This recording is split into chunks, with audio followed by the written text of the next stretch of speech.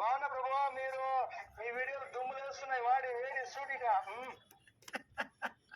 Super ప్రభు. కాక పుట్టిస్తున్నాయి కదా, కేక పుట్టిస్తున్నాయి. అంటే మనం నిజాలు మాట్లాడతాం కదండి. నిజాలు ఎప్పుడు నిష్ఠురంగానే ఉంటాయి. నిజాలు నిజాలే. దొంగడు అంటే ఊరుకుంటాడా?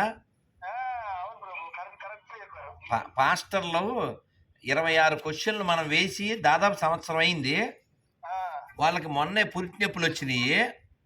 వచ్చిన వెంటనే వచ్చే రా, నువ్వు రావాలయ్యా, డిబేట్కి నువ్వు రావాలయ్యా అని తెగ సవాల్ చేసేసారు. సవాల్ చేస్తే సార్ నేను ఒక్క 26లో ఒక్క క్వశ్చన్ శాంపిల్ చెప్పండి సార్ అన్న. బే డైరెక్ట్ మొత్తం 26 చెప్పేస్తాడంట. అమ్మ కూడెట్లేడు కానీ పిన్నమ్మకి చీర పెడతాడు. అట్ట మరి ఒకటి చెప్పలేదు. వీళ్ళు పిలిచిన వెంటనే మనం రాలేదని చెప్పేసేసి తిట్లు, వీళ్ళ బైబిల్ భాష అంతా వాడేశారు. లకార ప్రయోగాలు వికారంగా అన్నీ వాడేశారు.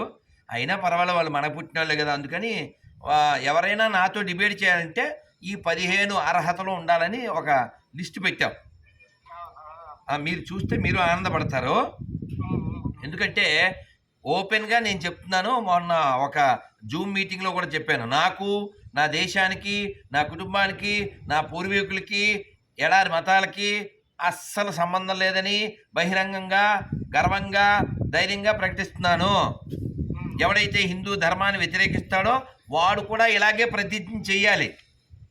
నువ్వేమో చివరి రెడ్డి వాడేసుకుని, నాయుడు వాడేసుకుని, తోక వాడేసుకుని నువ్వు మా మీదే ఎగురుతావా?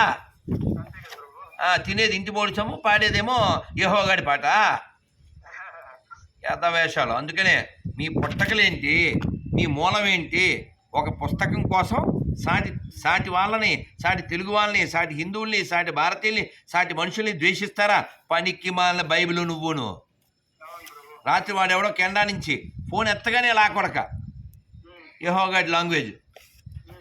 ఇలా చాలామంది అనుకోండి, ఈ బైబిల్ ఉన్నంతకాలం ఈ భూమి మీద ఎదవలు ఉంటారు. అందుకని బైబిల్ని చాలా చోట్ల బ్యాన్ చేశారు. భారతదేశం ముందు అడుగు వేయాలి.